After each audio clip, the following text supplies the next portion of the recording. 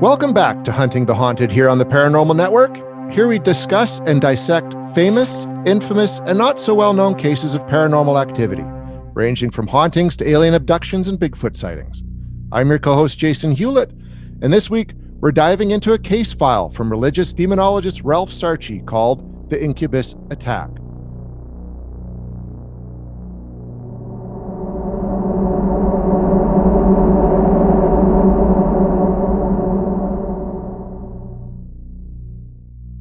Sarchie is perhaps best known for his 2014 film Deliver Us from Evil, which is loosely based on his memoir Beware the Night.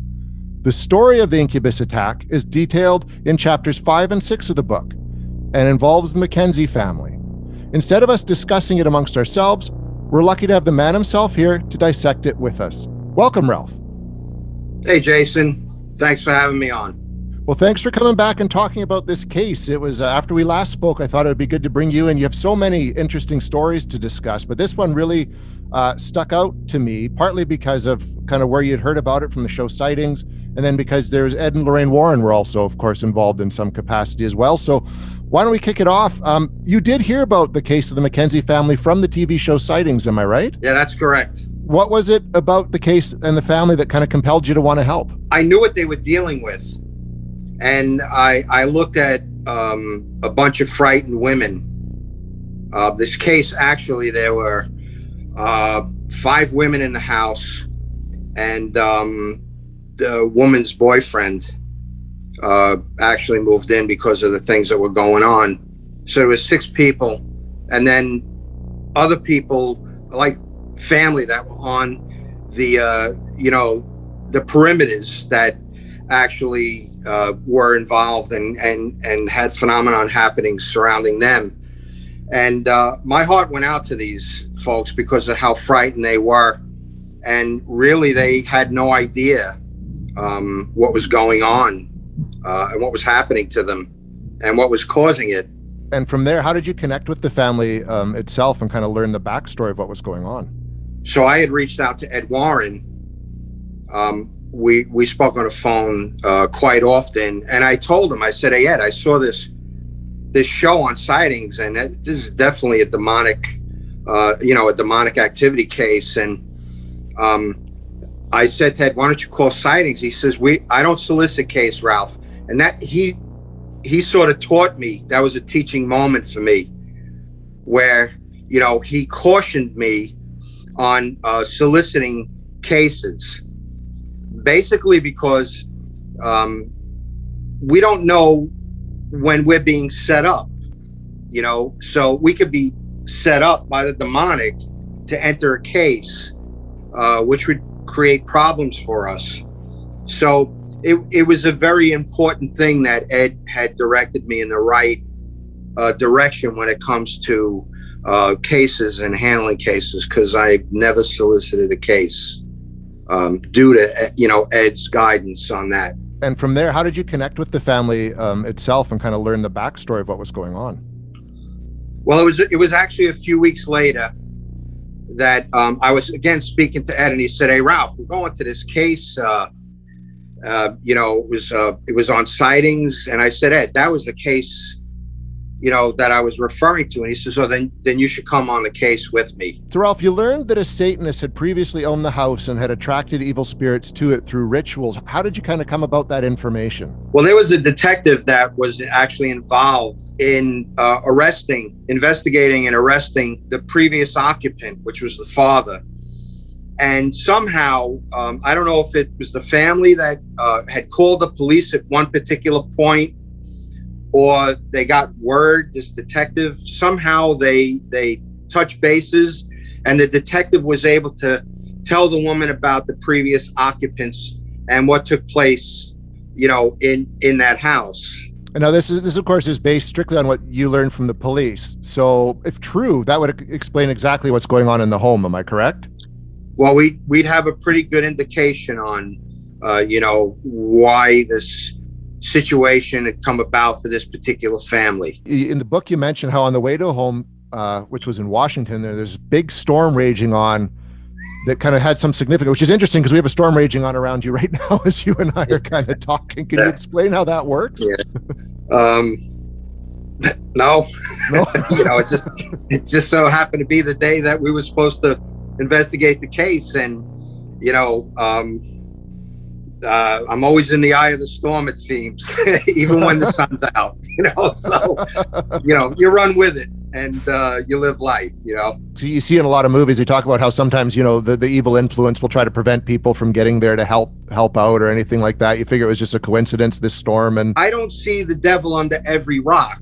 I don't attribute every thing that goes wrong in life to the devil. There are many times that God sends us these little crosses to bear, and for our own spiritual good. So I don't really go through life looking for the devil everywhere I go. Even when I have phenomenon happening in my home, which is rare, I'll say, okay, all right, let it go. Forget about it. Did it frighten you? Why? Go get the holy water, take care of it.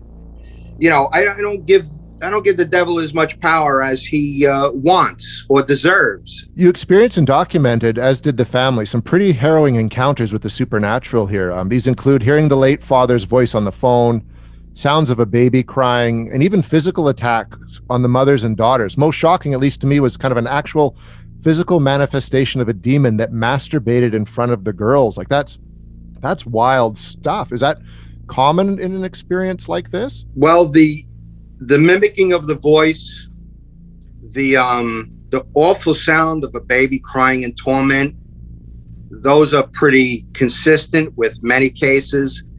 As far as the manifestation and the lewd act, no, that's not. Now, you mentioned in the book how such behavior on the part of the devil and demons isn't allowed without God's will, which I think kind of confuses people. If so, why would God allow such things to happen to people who seem so innocent? Well, I won't be so bold as to try to give you a reason why God would do something. He does things for his own purposes, whether we agree with them or not. But I've been taught this by my mentors. It's something that I always hold close to my, close in my own views, is that God never allows evil to flourish without something good coming from it. That's something I don't think a lot of people realize, right? That is how it works. Like there is kind of a reason behind everything that happens according to his plan. So in the end, what was done to resolve this infestation at the home? After the interviews, which were numerous because there were 6 people in the house, and also outsiders who, like Claudia's mother was there, because she experienced a lot of the phenomenon, not only in the house itself, but in her own home. So the interviews, it took a long time. After they were done, Ed had asked me to do religious provocation, which I really don't like doing. And I think that was maybe like the second or third time that I actually had done religious provocation.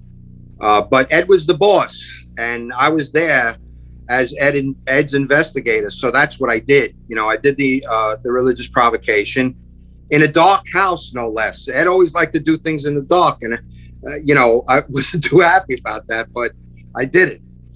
And then he said to me, Ralph, go upstairs and do the exorcism. So I'm like, okay, you coming with me? He goes, no, I'm staying here. You go upstairs and do it. So I went upstairs and I prepared for the ritual, and I did the ritual. And I could tell you that I was expecting a full-blown manifestation in that house, because I had already seen a manifestation while Ed was doing the interviews. I wrote about that in the book. And I went up and I started the incense, and and I was the only investigator there that was actually involved in the ritual. Is there a difference then, like between doing an exorcism on a place or a person, or does it basically work the same way? Oh yeah. I always liken the local exorcism, which is what we call for houses, as an amusement park ride compared to a solemn exorcism of a person. Laymen are not permitted to do exorcisms over people. I do not exorcise people. That is only an ordained clergyman trained as an exorcist should undertake that responsibility. But as far as houses are concerned, the rules seem to be a little bit different when it comes to homes, so I was able to do that according to the Pope Leo XIII prayer. We were given the authority to read the prayer when actions of the devil are suspected by Pope Leo XIII.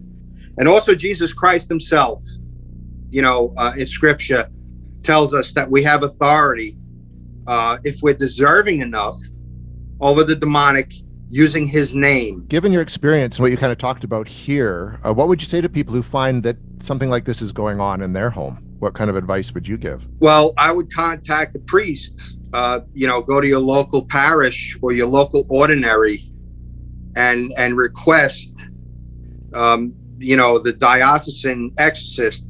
Back in the day when I started, there weren't any. The only priest that I know of that was involved on any kind of a serious level was Father Labar out of Poughkeepsie.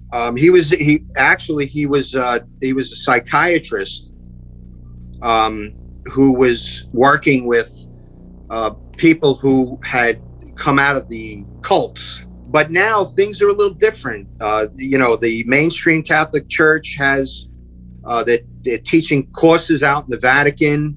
It's open to everybody, laymen, clergymen, whoever wants to pay the fee and get out to Rome can take the course. So the Novus Ordo, the mainstream Catholic Church has a lot of clergymen that are actually out there involved in the ministries and helping people.